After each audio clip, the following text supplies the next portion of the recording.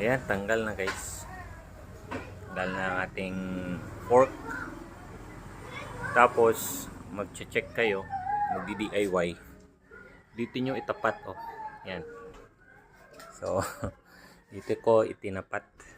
Tapos, meron kayong lubid or wire. Ayan. Pabitin lang siya. Ayan.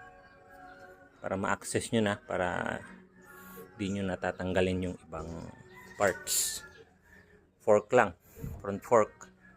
Tapos, bitin lang siya. Ayan.